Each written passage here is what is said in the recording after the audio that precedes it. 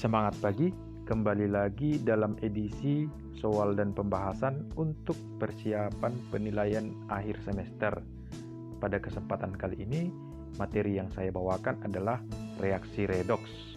Seperti biasanya, soal-soal yang dibahas berikut ini adalah soal-soal yang pernah keluar pada ujian seleksi masuk perguruan tinggi negeri seperti SBMPTN atau UTBK, SIMAK UI, UMGM, ataupun ujian seleksi masuk perguruan tinggi negeri lainnya. Soal yang pertama, diketahui reaksi 3HOCl ditambah NaI menghasilkan NaIO3 ditambah dengan 3HCl dalam suatu larutan NaI 0,05 molar dan 100 ml HOCl. Hasil pengenceran dari 5 ml larutan HOCl 3 molar. Jumlah mol elektron yang terlibat untuk setiap mol NaI adalah, maka prinsip dasar dalam penentuan jumlah mol elektron adalah bahwa jumlah mol elektron yang terlibat dalam suatu reaksi redoks sama dengan perubahan bilangan oksidasi. Jadi pertama-tama kita tulis reaksinya. Nah, kalau kita cek kebetulan reaksinya sudah setara ya. Lalu kita uraikan bilangan oksidasinya, ini nggak ada masalah. Bilangan oksidasi, ingat aturan penentuan bilangan oksidasi. Maka kita lihat untuk perubahan bilangan oksidasi pada NaI. Berarti untuk keseluruhan yang berubah Cl dari positif 1 menjadi negatif 1, maka turun 2 ya. Kalau positif 1 ke negatif 1 berarti turunnya 2. Nah, karena koefisiennya ada 3, maka kita kalikan perubahan bilangan oksidasinya jadi 6.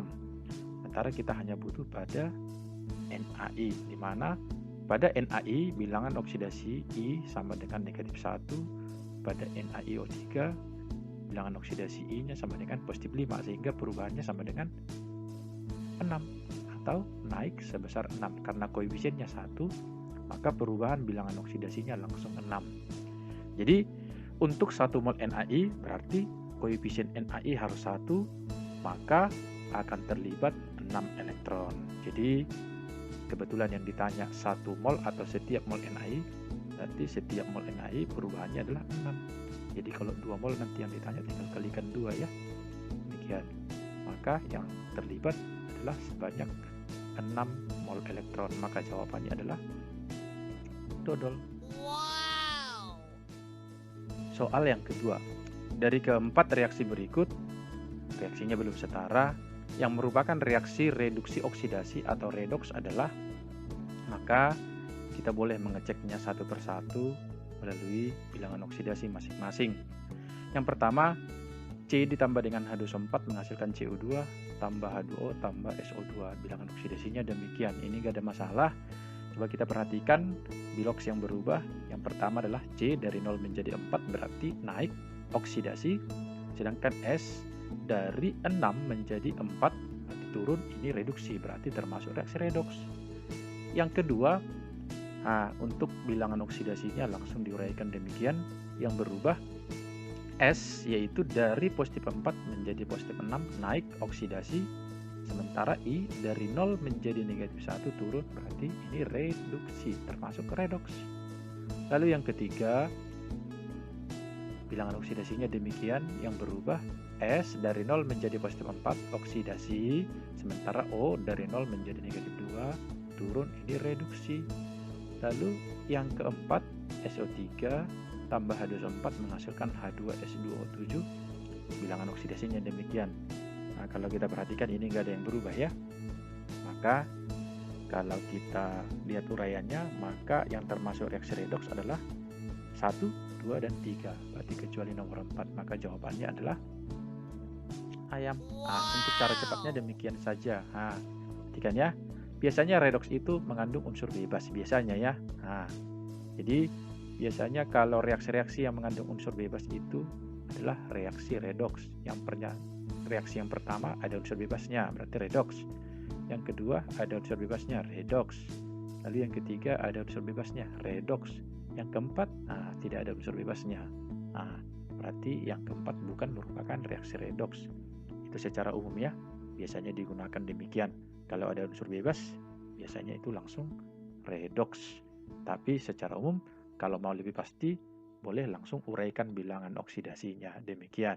Maka jawaban yang paling benar tadi adalah pernyataan 1, 2, dan 3 itu termasuk redoks. Jawabannya adalah ayam.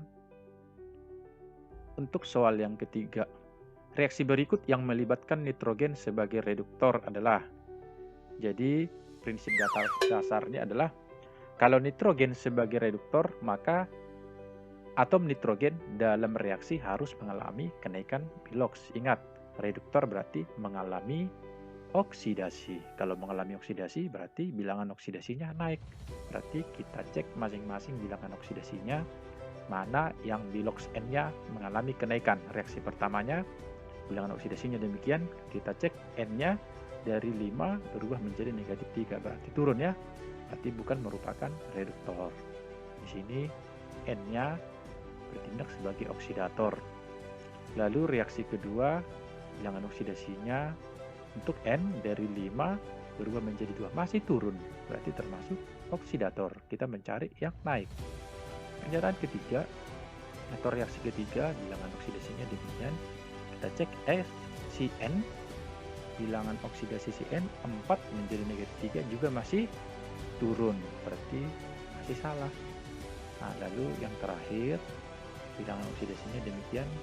Kita perhatikan N dari 2 menjadi 4 berarti naik. Berarti di sini atom N dalam senyawanya bertindak sebagai reduktor. Maka jawabannya adalah kalau hanya pernyataan keempat atau reaksi keempat yang benar, jawabannya adalah dodol. Wow. Soal yang keempat, ini merupakan stoikiometri redoks. Nah, dalam suasana asam, larutan yang mengandung VON negatif mengoksidasi logam Zn menurut persamaan reaksi. Nah, ini reaksinya. Jika 2 mol VON negatif tepat bereaksi dengan 3 mol Zn, maka bilangan oksidasi V dalam VON negatif adalah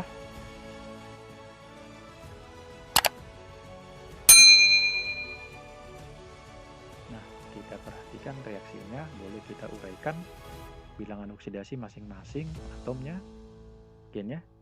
Nah, misalkan aja bilangan oksidasi V di kiri itu sama dengan X. Oh, sudah pasti negatif 2 ya, itu nggak ada masalah. Lalu kita periksa, nah, bilangan oksidasi V dari X menjadi 2, lalu bilangan oksidasi Zn dari 0 menjadi 2, maka bisa kita simpulkan si V itu mengalami penurunan bilangan oksidasi. Karena apa? Karena si Zn sudah mengalami kenaikan. Lihat ya, si Zn sudah naik, maka otomatis si V mengalami penurunan. Berarti ada yang oksidasi, ada yang reduksi. Itu konsep redoks ya. Nah, perubahan bilangan oksidasi si V sama dengan X dikurang 2. Karena ini adalah, ini tadi reduksi ya, penurunan, berarti ini lebih besar. Lalu Zn, perubahan bilangan oksidasinya sama dengan 2. Ini 2 kurang 0. Sekian ya.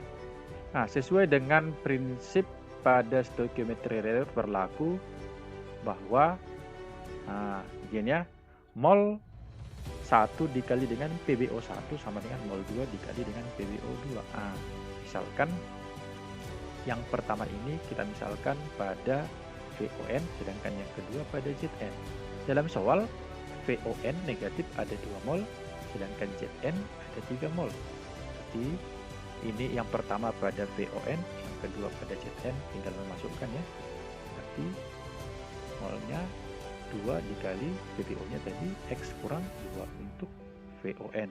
Sama dengan molnya si Zn, ini ada 3, PbO-nya ada 2. Maka diperoleh nilai X sama dengan 5. Demikian ya. Maka jawaban yang tepat pada pilihannya adalah N-tok. Bilangan oksidasi V pada VON negatif adalah positif 5. Soal yang kelima juga masih mengenai stoikiometri redoks. 1,12 gram FeAr56 dilarutkan dalam asam dan besi larut sebagai Fe2 positif. Larutan ini kemudian direaksikan dengan larutan KMnO4 0,125 molar menurut reaksi. Maka, volume larutan KMnO4 yang diperlukan adalah, pertama-tama kita setarakan reaksinya. Nah, dengan cara bilox boleh ya, kita buat demikian. Biloxnya Fe-nya 2, ini langsung ya, Mn7, O negatif 2, Fe positif 3, Mn-nya 2. Kita cek perubahannya. Si Fe berubah dari 2 menjadi 3, maka perubahan bilangan oksidasi sama dengan 1. Sementara Mn dari 7 menjadi 2, perubahan bilangan oksidasi sama dengan 5. Nah, ingat, samakan PbO kalau metode PbO ya. Berarti ini kita kali 5, maka yang atas kita kali dengan 1. Nah, pengalinya ini kita buat atau kita jadikan sebagai koefisien zat, sehingga diperoleh jadi 5 Fe2 positif tambah MnO4 negatif menghasilkan 5 Fe3 positif tambah Mn2 positif. Mol Fe sama dengan mol Fe2 positif, itu gram per ml ya. Berarti gramnya 1,12 ada di soal per AR-nya. Maka diperoleh mol Fe2 positif 0,02. Jadi kalau diperoleh molnya si Fe 0,02, maka kita peroleh juga molnya si MnO4. Caranya perbandingan mol dengan koefisien, yaitu mol MnO4 1 koefisiennya per koefisien ini ya, koefisiennya ini per koefisiennya 1/5 dikali 0,02. Itu tadi dari perbandingan koefisien diperoleh mol MnO4 negatif sama dengan 0,004 mol. Sementara yang ditanya adalah volume larutan KMnO4. Berarti kita gunakan rumus mol MnO4 negatif sama dengan molar kali volume. Di mana molnya tadi 0,04, molarnya ada di soal 0,125 kali volume. Maka diperoleh volume KMnO4 yang diperlukan adalah 0,032 liter. Dikonversikan menjadi 32 ml. Maka jawaban yang tepat pada opsinya adalah pola. Oke, demikian untuk beberapa pembahasan soal mengenai redox. Nah, berikut ada latihan soal.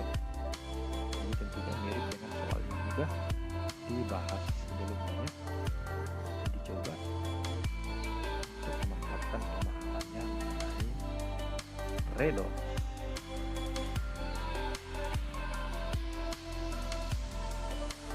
Oke, baiklah. Terima kasih bagi yang sudah bergabung menyaksikan channel ini. Semoga bermanfaat. Kiranya siapapun yang menyaksikan channel ini berada dalam keadaan sehat, kuat, bersemangat, dan bersukacita.